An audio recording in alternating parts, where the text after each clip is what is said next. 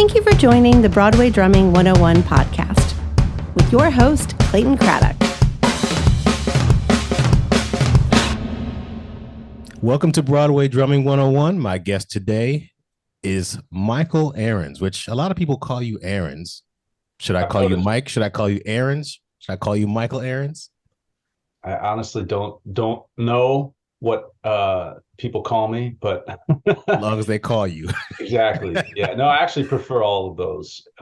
Ahrens has been something that's kind of just, I don't know if it was when I started working with Michael Keller that happened or what, but that's kind of a new phenomenon, I think. Interesting. Yeah. Well, Michael Ahrens is not only a fantastic friend of mine that I've known for decades, he's also an amazing guitarist and one of the most important and influential and a person that you would probably need to know because he's a contractor, music coordinator and contractor of many things in New York City. Which, first of all, I just want to ask you, what exactly is a music coordinator and what exactly do you do? So music coordinator is the traditional thought is we hire the band. But I always say that takes an afternoon of phone calls. That's really where the work begins. That's the part of the job that people think has the most cachet or is the most attractive or seems the most important. And it is. I mean, forming the right group of people, that have, that share the same musicality for whatever project you're working on, or bring something unique, or of course work well together, that are great people and players that will fit in together in a unit. That definitely does take some thinking and research and vetting and all kinds of stuff before you actually make that afternoon of phone calls. But I like to say that's where the work begins. So what does a music coordinator do after that? And probably before that too, for Broadway, once a music coordinator comes onto the production, it's usually after a workshop phase or a reading, or the piece is written, the music is written, the book is written. They're getting ready, they're prepping it for a staged production. They don't get to the music coordinator till they're thinking about the band. They probably have a drummer, they have a music director. Maybe they don't have a drummer. They definitely have a music director, probably a number two, an associate music director, or a couple people that are working on it with the composer, with the writers and the choreographer and the director. Maybe they've gone out of town. Maybe they've done a production already, and now they're working on it, fixing things.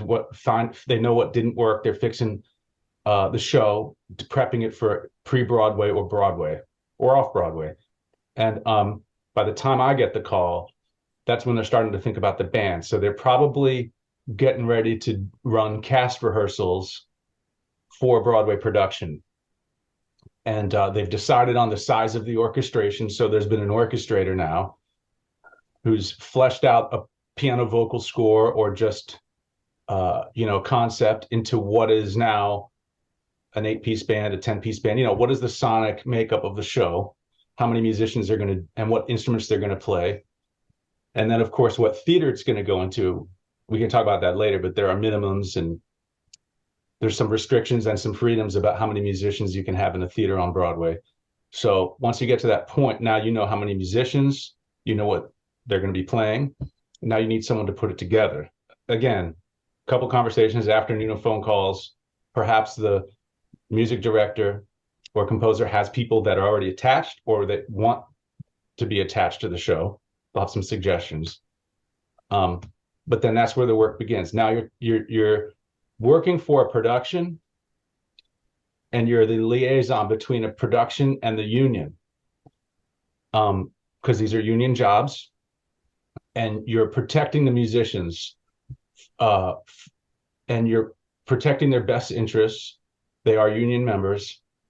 You have to be an expert on the contract that they're working on, what the rules are, what the rates are, and you're in production meetings with the production and the technical team and the production managers and stage managers, talking about the scheduling, talking about how many rehearsals we're going to have, how many hours, where it's going to be, where people are seated in the pit, what equipment's going to be around them. Are they going to be on stage? Are they going to be in costume? Are they going to be near machinery?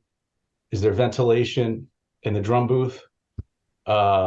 Is there enough airflow? Is there enough, is there HVAC? Is there fog machines on stage? Are there all of these things that are going on that people say, oh, we're going to do this or we're going to do that? There needs to be a department head that can say, okay, but here's the rule and here's what you can do. Here's what you can't do. Here's how much it costs. Someone at the top that understands that and can make decisions. That's not part of the creative team. And I think that's the part that people don't get, is they think that the music coordinator is this flashy job that you just walk around hiring people. Well, I mean, before you go on with that, I'm not trying to like eliminate your job at all, but why wouldn't the union have that position at local 802? At what position? The thing The that music coordinator. Like, okay, these are the rules for local 802. If you're going to hire somebody, because the union, it's against labor law for the union is not an employer. That's something people don't understand too, that they should know. When there's an issue, or when they say, why isn't the union doing this? Why isn't the union doing that? The union is a collective of members that create a collective bargaining agreement or collect area standards and in a jurisdiction, and they're the enforcer, but they're not the employer. They can't be. It's against labor law. There's the employer, and then there's employees. And in a union job, the collective bargaining is between the union entity and the employers. So it's protecting. It's a protective entity. Yeah, people have agents, people have managers, actors have agents. Why can't music? Are you like a musician's agent? If the concept is that you help people find and place them in musical jobs that would work for them, yes, but agents take a cut, so they're hired by the actor or by the musicians in this instance. So no, I'm hired by the production. I don't take a piece from a player. There's no incentive other than I'm on a gig, and my job is one of the jobs is to hire the musicians. The production wants me to do that. So I'm not an agent. I know what you mean though. So your compensation comes from the production on a contract that you sign with them. Yeah, I have deals. There's no incentive financially or any other way for me to hire a musician other than I'm on the gig. Like, in other words, I guess if people are wondering, there's a 20-piece orchestra on a Broadway show. Well, 18, let's be realistic. Or 4-piece. It's not going to affect my job. Okay. There's no incentive. You know what I mean? In that way. That's where an agent would take pieces. They take 10%, or lawyers take 10%. Right. That's not how it works. No. So no, not really an agent at all. All right. Well, before we go too deep into this music coordination business, I'm wearing a T-shirt that says Memphis the Musical, and I think that was our first Broadway thing, first and only Broadway thing we did together. Yes. And you actually handed me the reins of in-house Contractor. And I thank you for that, because it was, first of all, it was an eye-opening experience. It was also a wallet opening experience, because I like the paycheck, but we played together, but we also played together before that in other situations.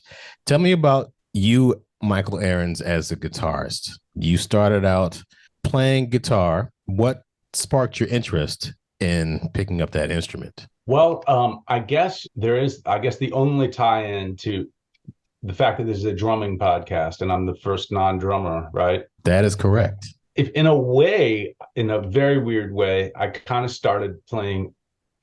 Well, I started playing piano when I was about 4, and I took lessons, and I, I guess I was pretty good. My family thought I was good, but I definitely had aspired to be, get into it, and then I got into metal, Black Sabbath, Rat, Motley Crue, Striper. Does anyone know Striper? Didn't they hand out Bibles back in the day? Yes. No, but I was, then it got in the harder stuff, like with Black Sabbath, like Metallica, Slayer. And so pretty soon the piano wasn't the instrument that I was interested in anymore, And by the way, the Beatles were always, from when I was 4 until all through that, was the thread, even to this day, was always my favorite. They rose above every other style. You know, they were always my favorite band, regardless of whatever, because we can talk about that later. But I quickly realized the piano wasn't the right instrument for me. So I had a neighbor 2 doors down, my best friend, this guy, David, and his older brother was in a band, and they had a setup in their basement, you know, with amps and drums and everything, but for his brother's band. So we decided in my basement to set up, and I started on drums because I wanted to be a drummer at first. And then we're talking like cardboard boxes and pillows and a drum pad and whatever. And I got my hold of a pair of sticks, you know, and my mom played guitar. Not good, but she had a guitar. She had taken lessons when she was a teenager. So I had an old Harmony acoustic guitar in my basement. So he was just bashing on it. The name of our first band was called Death from Above. After about a week, we were like, let's switch, you know. So then I played guitar, and we were doing this thing where we're switching around all the time. And then it just like, he was better than me and vice versa. So I just started playing guitar. And then my mom started showing me a couple things, not very advanced, but then that's when I started really getting into it. And then, you know, Halloween rolled around, like my stepdad carved out out of wood, like a guitar, like just the, you know, just a board, you know, plywood. We painted it. We dressed up as Wasp, you know, and Did you have big hair back then? With the cod piece and the bust. No, just kidding. But yeah, we really into metal and glam and stuff like that. And then we got serious. You know, then I started taking lessons. I started taking lessons with this guy named Michael Fath, who was my first real guitar teacher in the Northern Virginia, DC area, who was kind of well known in the kind of, he was like a Steve Vai wannabe a little bit, but a little like a little bit more metal, I would say, but like that, you know. And people in the area really dug him, and he was teaching privately. So I got some lessons with him, and I started getting more serious. And my friend David was doing the same thing. He was in marching band, and so we just set up, and we're doing duo, like, you know, learning Slayer, learning Megadeth, Anthrax, and then we started writing, you know, just doing all the things. And then I'll fast forward a little bit because this could go on forever. But well, I want to hear about that first band that you were in. What was it called again? Not the first band, but the band that you released a cassette with. Yeah, so my friend David's brother Rob was in a bunch of bands. And by the way, Dave Grohl was around at that time in the same area. I didn't know him, but my friend Dave's brother knew him because he was his age. Dave's like 4 or 5 years older than me. So he was involved. There was a scene, you know. We were a little too young for that scene, you know. So there were some friends that were that age that were looking for a guitar and a drummer and a practice space. So my buddy's brother Rob was like, well, my younger brother's pretty good, so like check him out. And they were there, and they were like they were like 18 and we were 14, you know, 13 and 14. And that band was called Spring Heel Jack. We started gigging 14, 15 years old, and we were like in a van, like going into DC, playing Club Asylum, Safari Club. There was a place in Virginia called Zax or Jax, something like that. Metal, you know, it's all metal clubs, you know, with mosh pits and all kinds of crazy stuff. My mom and my dad were divorced, so I lived with my mom and stepdad and older brother. And my mom around that time was sick with cancer. So yeah, so she was sick, and like, you know, I wasn't in this kind of household where it was a free for all. You know, I mean, I had rules and like not strict, but like not my buddy David, his mom was like no supervision. I mean, there were bands and parties going in and out of that house all the time. But like we were not like that. But somehow I just, you know, it was the late 80s, early 90s, and nobody cared, you know, no cell phones, no checking in. It was just like come home when it's dark, you know. So that band was going on for a while. And then she passed away. My mom passed away in 91. So I moved in with my dad in DC. so my dad had been living in DC in DuPont Circle the whole time, and I saw him all the time. I saw him every other weekend. Wait. You were in DuPont Circle in 1991? Correct. You remember Kent Mill Records? Correct. Yes, I went there Holy all the cow! time. I was working there at that time.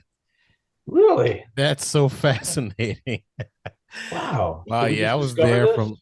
I was there from probably 91 to 93, or maybe Oh, I 1990. was definitely in there. I was at the cutout bin, right Yes, when in you the walked in back. on the left. Oh, I remember it being in the back though. Well, Maybe. maybe you moved it. Oh, I remember the cassettes. Yeah, the cutout bin and Wow, that's yeah, I can't remember. fascinating. And there was a Chesapeake Bagel Bakery right around there. Do you remember that? That's where I I worked. remember there was a Riggs Bank. Remember Yes, Riggs Bank? I had an account there on the corner, right at the Yes. mouth of DuPont Circle. Yes. Remember the bookstore across the street? Second story books. Yes. Yes. I think that's still there. It is. I Oh, just it's such was a great there last bookstore. month. Yeah, I bought a lot of records there. Yeah. DC was a wild place around then. And here I was, 15. And so I moved in with my dad and a little bit of a kind of odd circumstances. So he lived in an apartment right around DuPont, right on DuPont Circle in Northwest Washington, one bedroom apartment. And my brother and I were like, he's like, well, okay, I got to find a house, like bigger place. And long story short, we don't have to get into it, but he couldn't get a place. So he at the last minute, and we had school. So this was in October of 91, and I was a sophomore in high school, and I've been going to high school in Virginia, Northern Virginia, and had a suburban lifestyle pretty much. And now I'm in the city, and my dad was like, well, he can go to a DC public school, or there's this school, and my aunt, his sister, my Aunt Ruth, were like, well, there's a school, the Duke Ellington School of the Arts, and he has to audition, but he plays guitar, he's good, maybe he'll get in. And that would be a lot better than like just a DC public school, which was never mind. So it was getting late in the year to enroll, like it was October. My mom passed away on the 15th. So, I'm sorry, on the 7th. So this was probably November by now. And I had missed a month of school. So yeah, I mean, it was like now moving. And so my dad got an apartment as a temporary solution in the same building on the 3rd floor. He was on 7, a studio apartment, my brother and I. So I'm 15, my brother's 18, 19, and I'm 15, and we're in this studio apartment in DC. And now I say that story now as an adult, and people are like, that's crazy. But it's so weird. And as a parent now, it's abnormal. It's abnormal. 15 and 19-year-old at a studio apartment in DC living by yourselves. Well, my dad was upstairs, but Yeah. he never had kids around. And so me as a 15-year-old going through something like that, and we won't get heavy on this podcast, but going through something like that, I was kind of like, wow, well, this is all new and exciting. There was an element of excitement, like here I am in DC, and it's this, I visited, but now I live here and I'm in this apartment, and now I'm gonna I'll have all my stuff, my guitars. So now we're in Duke Ellington, and the guy who ran the jazz program there, who was kind of the head of the music program, this guy Davey Yarborough, who to this day, if there's one person who basically saved my life, it's that man right there. So he was, and he's a sax player in the DC area. I like to say he's kind of like the Wynton Marsalis of education in DC. What Wynton has done for Lincoln Center and jazz education and all that. He's that guy in DC, but on a much smaller level.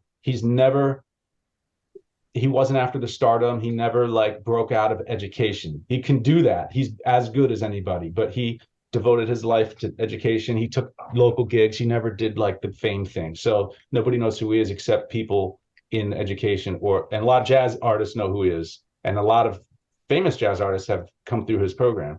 He's a very, very important person in DC and in my life. So, my dad and aunt were like, listen, like, I know it's too late, we can't enroll, but here's our situation. He's like, well, have him come down and audition. So they drove me and we walked in. If you watch Dave Chappelle's special, forget which one, he talks about Duke Ellington, because when he graduated the year I started, he talks about when he walked in, and it's funny, but it's exactly the way it was. It's like you walk in and there's like people dancing all over the walls, and like jazz is playing, and like people are running around singing, and like there's people painting, like on the walls, murals, and there's just like shit going on all over, and you're like, what is happening? It's just like an artistic uh circus, it's just in a great way. So I walk in there, I'm just like, what is happening here? I mean, I'd never seen anything like that. And everybody's like, who are you? Like, what are you doing here? You want to come in, And it's an inner city school, but you have to audition to get in there. Not, and there's no tuition, and it's funded, it's city funded and it's actually publicly funded. It's not a private school. It is funded by the city and private donors and stuff. So Mr. Yarbrough sees me, and I said, I'm not bringing my guitar. I'm not coming. I'm not coming. At first, I was like, I'm not walking in here. I'm not doing this. And my aunt was like, come on, just. And I'm like, nope, I'm not going here. What the hell is this? So Mr. Yarbrough was there. He met us, and he's like, oh, don't worry, we got guitars upstairs. Come on, So I just went up with him, and I don't really remember. It was a long time ago, but I don't remember what I played, but I remember not really wanting to do well. I was like, I don't want to go here, so I'm just going to play bullshit, But whatever it was enough for him to accept me. So I got in, and then I went, and it's kind of a blur. It's kind of a blur when I started, but wake up in the morning, go upstairs to my dad's, have breakfast, go out to the city bus, go to 35th and R Street. So that's a very different experience from like suburban, playing in your friend's basement, wait for the school bus, and like driving in your, Chevette. You know what I mean? Very different experience. So then the next thing was I was in the guitar ensemble, and a guy named Tom Newman, who I recently reconnected with after 20 years. My guitar teacher, Tom Newman, great guitar player, was running the jazz guitar program there.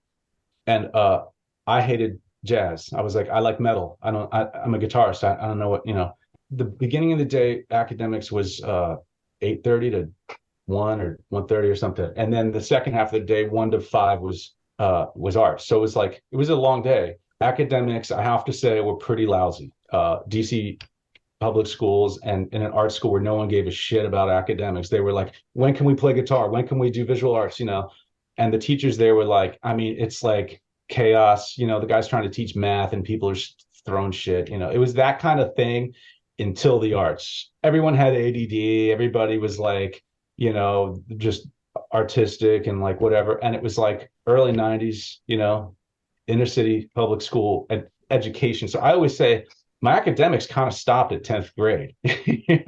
Oh, wow. I got all A's, but an A there is like a C in real life to me. Well, the interesting thing about that is that you have to use a lot of your mathematical skills and organizational skills to be a music coordinator. Like, how did you?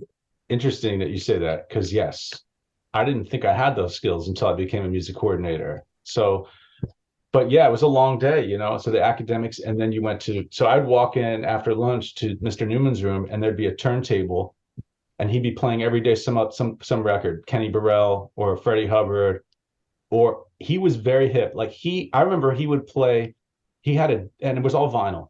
He would play, was playing a Dave Spinoza record once. So he was like hipping us to New York session players then, and I didn't like any of it. I was like, I don't get this, and then he'd be like, okay, and you put the metronome on. It was one of those big ones that's like, Mm-hmm. He'd be like, play the melodic minor modes, go. And he wore sunglasses, and he'd come in with Chinese food, and he'd sit there and fall asleep. And we would play melodic minor modes for like an hour. And he would only wake up if people started laughing or screwing around. So it was wild. So, like I was not into it, and he could tell, and he wanted me to get me into jazz. I'm like, I don't like horns. So one day he's like, I think you're going to like this. And he put on Mahavishnu. And because he knew that he thought I'd like John McLaughlin, playing through Marshall full stacks and shredding, but with like this amazing orchestra behind him and playing with all these changes and reharmonizations and odd meters and all that stuff. And that just opened up my mind. So I became a John McLaughlin fanatic. I had to have every record, And then that got me into Miles because Bitches Brew and, you know, and Silent Way and all those records with McLaughlin. So so that was his way to get me in. And we've just talked about that a couple of weeks ago. I reconnected with him. He knew what he was doing. So then that got me to jazz. Then I became a jazz Nazi, you know. Then I hated everything else except metal. But so that then I became a very intense jazz student. I was still in the band Spring Heel Jack. When which was a metal band while I was at Ellington, like the first couple of years. So I would be gigging on the weekends at the Safari Club and the 930 Club. We did 930 once, and then doing the jazz school. And after a while, they got another guitar player. I don't even remember we just kind of dissolved because then Dave, my friend, went to college, and like they just stopped. We kind of broke up. But I had long hair, was still into metal, but I wasn't like my mind had been exposed to jazz, and creatively I was starting to write, I was like transcribing, I was doing all of those things at a high school level. I was into everything, and again, the thread of the Beatles and Led Zeppelin, that was still always, I never got out of that stuff. Mr. Newman and Mr. Yarbrough pressed me to go to New York. They're like, you should be at Manhattan School of Music and study with Rodney Jones, because I was really into just groove jazz. I liked Grant Green, Wes Montgomery, George Benson. They played me Holdsworth and Matheny and Schofield, and I didn't really dig that style of guitar playing. I appreciated it, but it wasn't what I wanted to do. And Rodney Jones was the guy that did what I wanted to do, and he was in New York, so that's why I went there. It was either that or New England Conservatory to study with Mick Goodrick, who was another great one. And they were going to give me money, but I just wanted to be in New York. So you didn't think of Berkeley at all? At the time, I don't know if I even looked into it that much, because it was like every guitar player went there, and it was like shredders. I just remember seeing catalogs and people were playing like Ibanez Gems, which, all right, it's a drumming podcast. Like the Steve Vai guitar with the handle. Oh, okay, okay. Yeah. Okay. And I just remember in my mind, I thinking it's like, it's just too many guitar players, and I want to be in New York. Nothing against Berkeley. Berkeley's changed a lot since then, or maybe it hasn't. I just wasn't for me, When I was in school, there was a club, Augie's, which is now Smoke. I would do some late night jam sessions there. People's houses. People just got together and played in people's apartments. Everybody had these huge apartments back then. Was Broadway ever on your radar? Okay, so no, it wasn't. But that's the thing. The theme is mentors.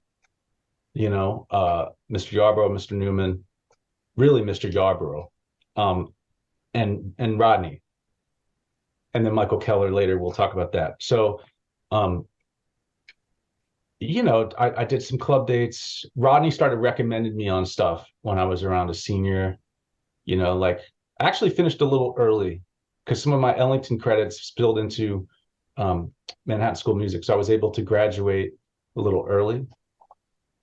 Like my last year, I didn't have that many classes. But Rodney recommended me to this producer who ended up marrying Liza Minnelli. She had that weird marriage, the big wedding, like back in 2000, late 90s. So that producer, I started working with him in the 90s, before he met Liza.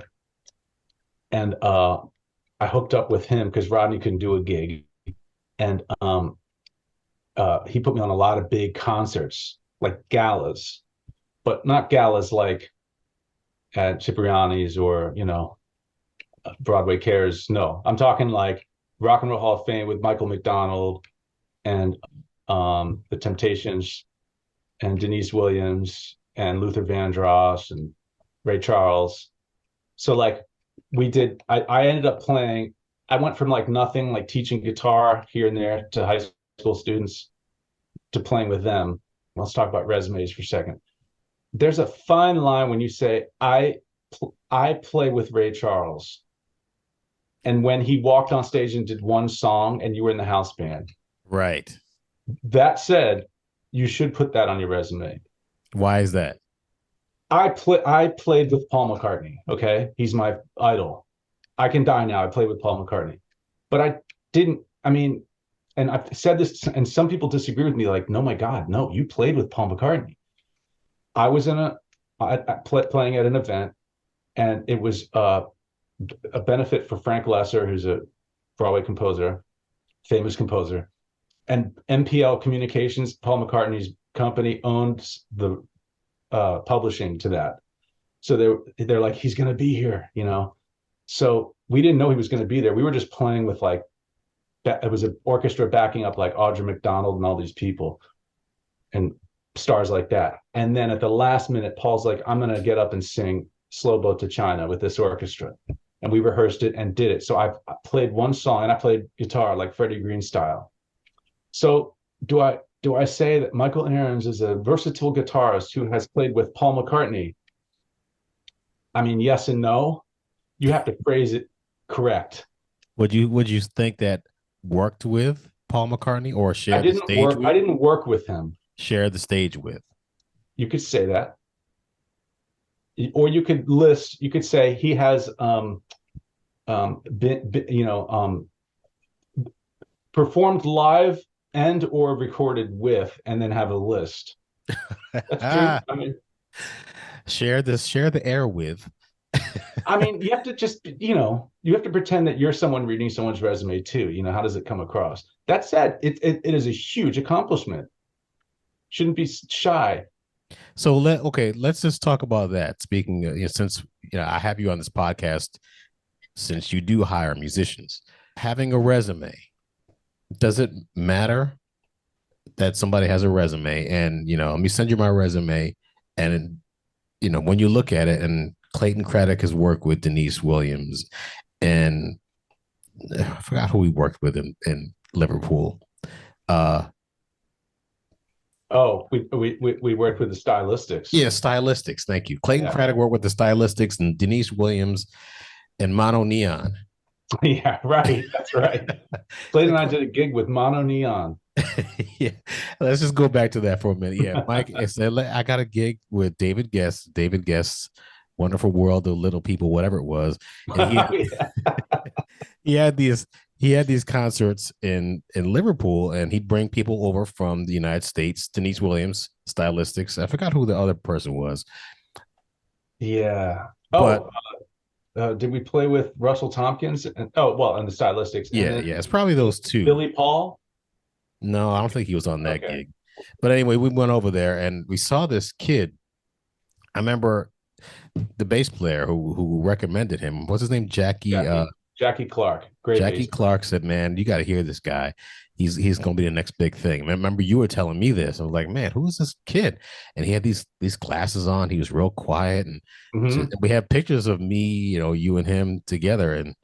But man, he could play his ass off. He can groove, and he was great. Jackie was right. He was only 14 or 13. Yeah, and he was really quiet.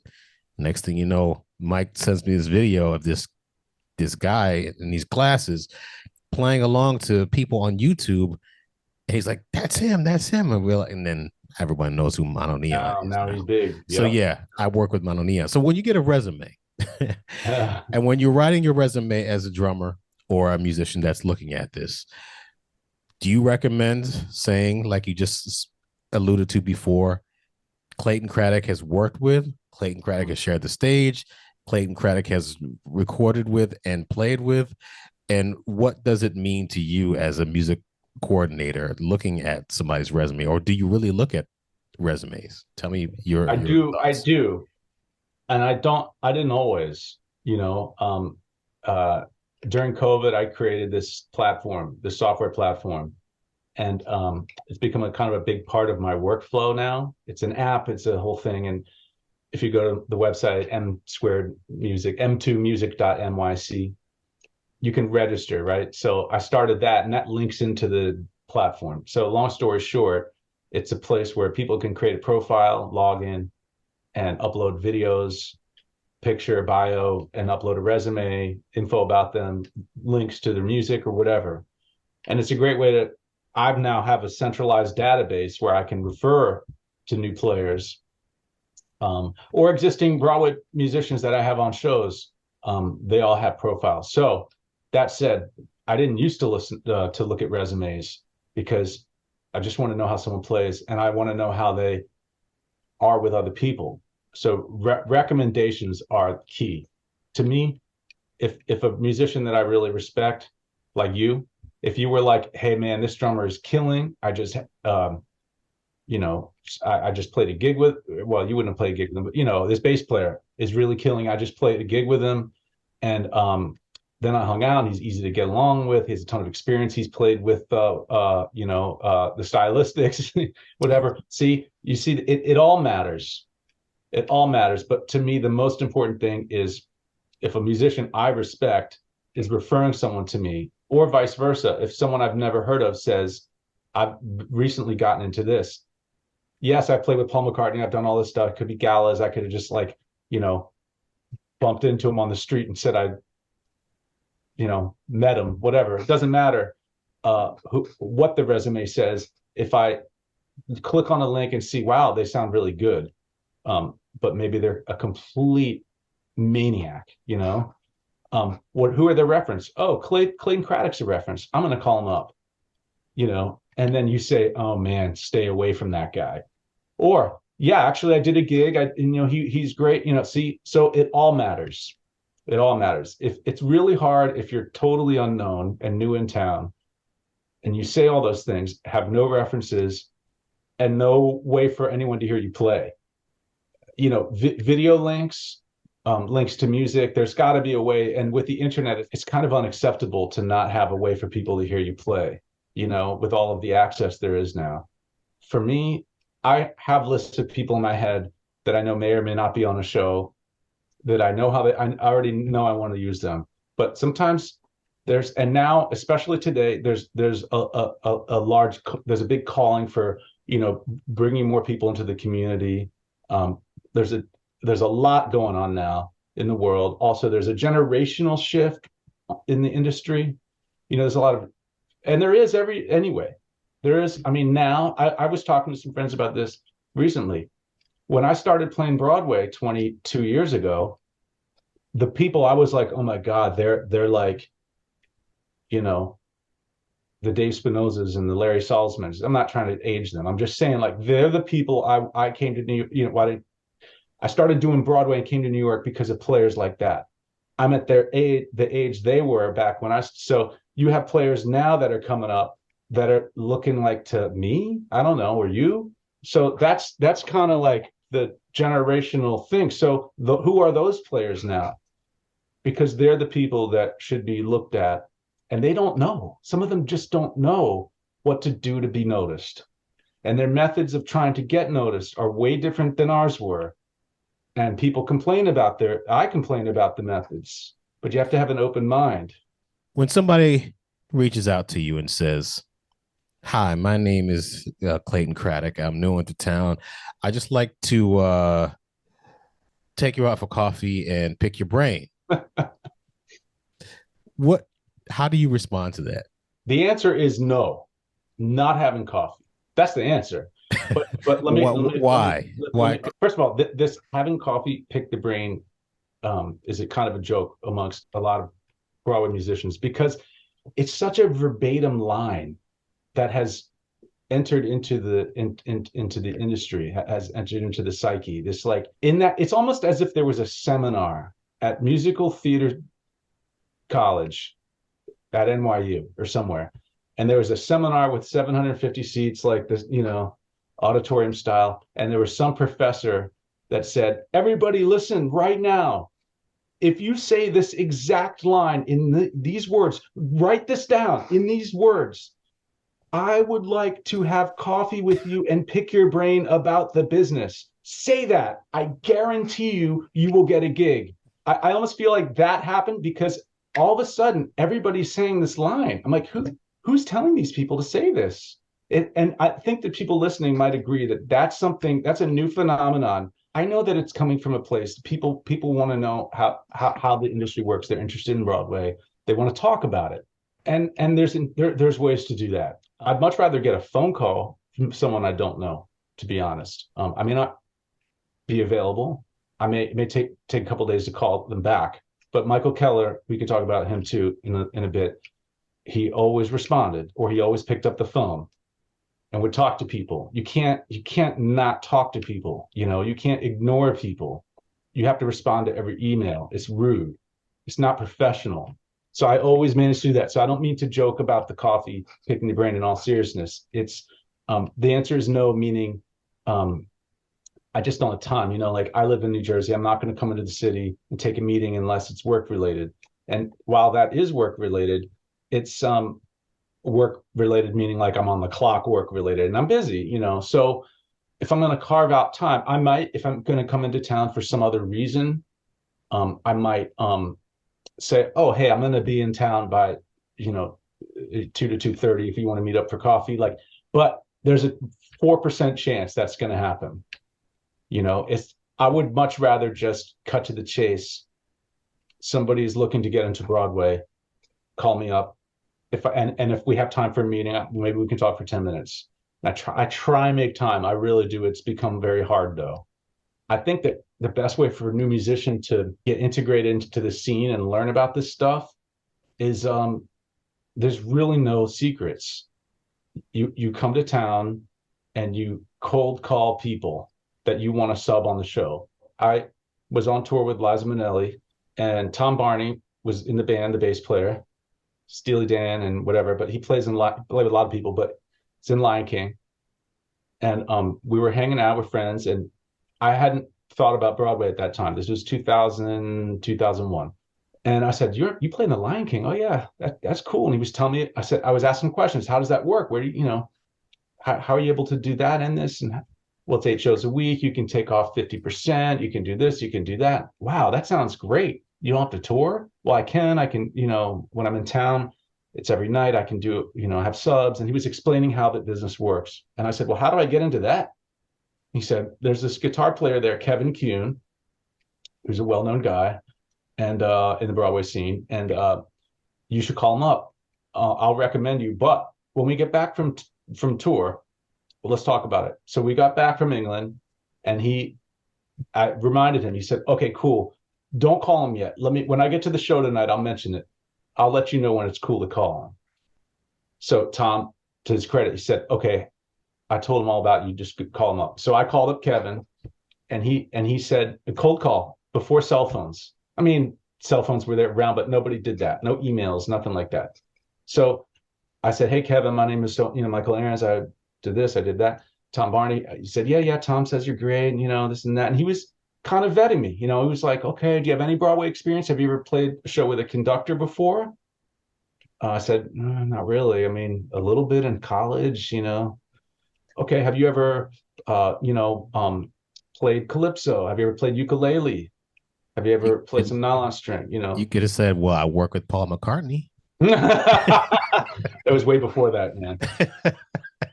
No, but he was asking some questions that were relevant to the show. So then no promises. He said, you know what? I don't normally let people sub that I don't know, but Tom had a lot of great things to say about you. So come to the show and watch. Here's how it works. So I watched the show, and then he said, take this book. And he was literally like, here. And he's like, go to Kinko's and copy it and come back. And I'm like, is this the only copy? He's like, yeah, don't lose it. And I was just like, oh, no PDFs, none of that. So I copied the book, and that's what I studied, and I watched 3 times. I watched once him, and there was no avions in that theater. This is the old theater. This was the New Amsterdam, all acoustic. And I watched the show once, him and his book. The second show I watched the conductor, and there was no conductor cam. There was no recording. Wasn't that. There was none of that.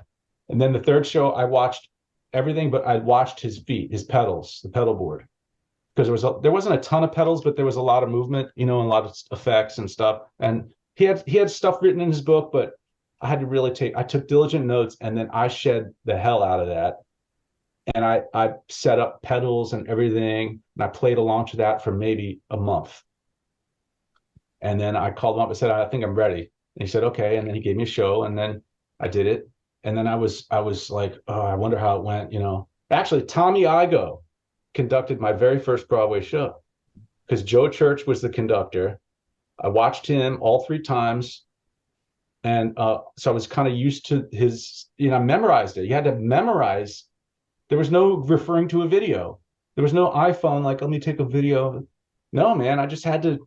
So I think there was a lot more pressure because you're like, oh shit, is he going to give the downbeat on this time or is he going to give a 3/4? I don't remember. Well, you should have written that down, Sorry. So there was a lot of that School of Hard Knocks. And then so I get to my first show and I was there at like 6:30. I was like really I don't think I was ever more nervous, really. And then this tall guy gets on the podium, blonde hair, it was Tommy. And I was like, why is the drummer on why is he there? And then I think it was Sean McDaniel or Carter McLean. Like Carter and I started subbing around the same time. 2000, you have to ask Carter. But I remember either he played my first show or I played his first show. One of the two. He'll say that I played his first show, or he'll say I played his whatever. One of the two. But Sean, I remember subbing with him. I remember subbing with Sean. So I was like, what's going on? And his arms were big, and it was like a totally different experience, man. But it was good in the sense that I kind of broke in. And I think he conducted 1 or 2 before Joe came back from wherever he was and conducted me. So I felt like I had done it a few times.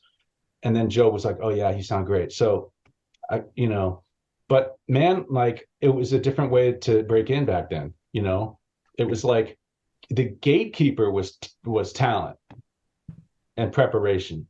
It was based on a call that you had.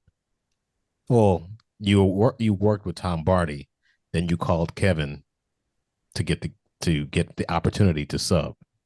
It was a different world back then, and I'm just going to say something, and I'm not trying to disrespect any of the way things are now, but it was hard to get into any scene back then. I just remember it was like, oh, you can't play Broadway. You don't know anyone. You can't, it's a close.